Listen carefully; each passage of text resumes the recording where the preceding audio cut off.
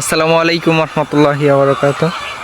আর সকালে হচ্ছে প্রচণ্ড বৃষ্টি হয়েছে, তার জন্য গাছ আকাশ সব কিছুই আর কি স্পষ্ট কীরকম পরিচ্ছন্ন মনে হচ্ছে। তো আসলাম আমাদের ফার্মে ফার্ম ভিজিট করার জন্য। এখন যাবো, দেখবো যে ফার্মের কী অবস্থা থাকে। বেশিরভাগ সময়ে যখন হচ্ছে প্রচণ্ড বৃষ্টি হয় তখন যে দেখা যায় যে আর কি খাদ্যের যে পাইপগুলো আছে ওইগুলো হচ্ছে ভিজে যায় বা খাদ্যগুলো ভিজে যায়, পানিতে উড়ে হয়ে যায়। তো আজকে যে বৃষ্টি হয়েছে দেখা যায় যে সাইড দিয়ে নিচে হচ্ছে আর কি নষ্ট হয়ে গেছে খাদ্য পরে। আর হচ্ছে আমাদের আজকে গড় দুয়ার ডেট আর কি তারিখ, গড়টা পরিষ্কার করা হবে আজকে। আমরা একদিন পর পর হচ্ছে গড় ধুয়ে থাকি, পরিষ্কার করে থাকি। তো উপরে যে ধাড়িগুলো দেখতে পারতেছেন এইগুলো হচ্ছে আমরা সুন্দরভাবে বসাই। এই দাড়িগুলো যে কতটুক উপকারী এটা হচ্ছে যাদের আছে, যারা ব্যবহার করতেছেন তারাই বুঝবে। তো আমাদের আছে, আমরা বুঝি যে দাড়িগুলো কতটুকু উপকারী। এই দাড়িগুলা অনেক তাপমাত্রা ধরে রাখে আর কি, নিচে তাপ প্রয়োগ করতে দেয় না আর কি, নিচে যে তাপটা নেমে আসবে ওটা খুব কম হয়। আর উপরে হচ্ছে যে সাদা কম্বলের মতো যে একটি কাপড় আছে ওইটা দেওয়া আছে। তো আমরা এই দাড়িগুলা অনেক সুন্দরভাবে অনেক পরিশ্রম করে বসাই।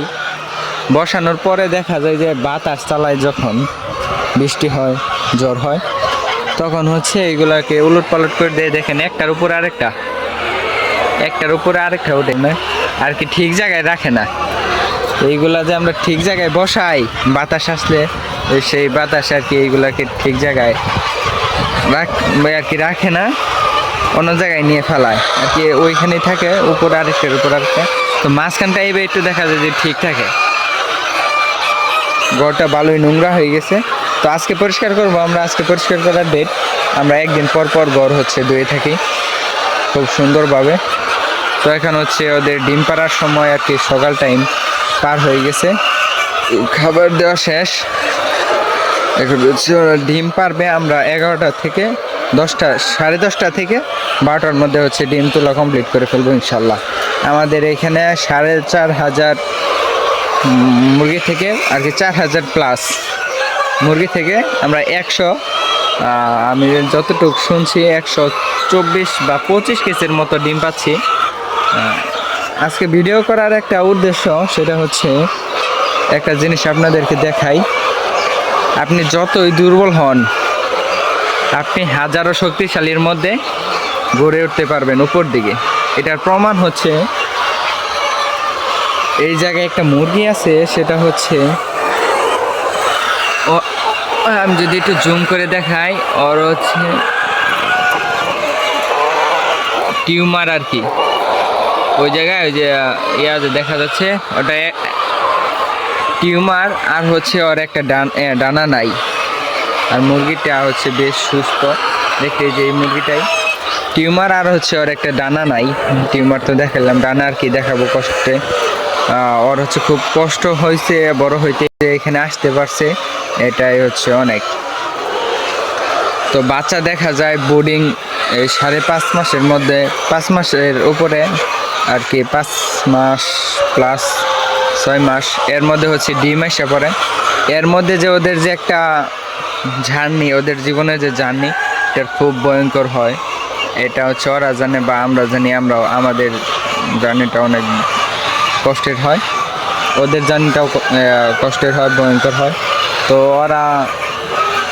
ওদের বোর্ডিং কমপ্লিট পরে হচ্ছে মাচা ঠোঁট কাটা এভরিথিং সব কিছু মিলিয়ে হচ্ছে ও যে এই পর্যন্ত আসছে। আবার দেখা যায় এটাই অনেক কিছু আমার কাছে। পরে হচ্ছে আমি বের করে দেখাবো, বের করে দেখাই। ওর হচ্ছে একটা পাক নাই, আমি ধরে যে বের করব, ওর পাক নাই, ওর বের করি না খুব, কারণ হচ্ছে